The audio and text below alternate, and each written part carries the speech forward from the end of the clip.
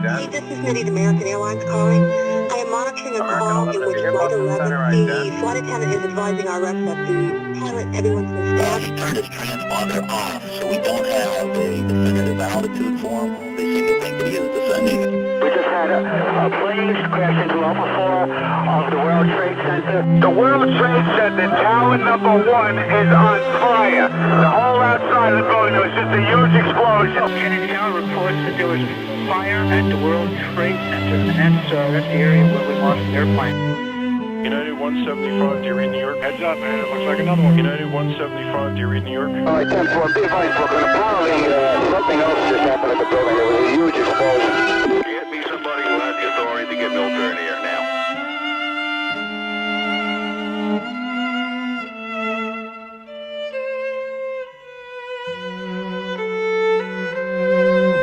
The nation sends its love and compassion to everybody who's here. Thank you for your hard work. Thank you for making the nation proud. And may God bless America.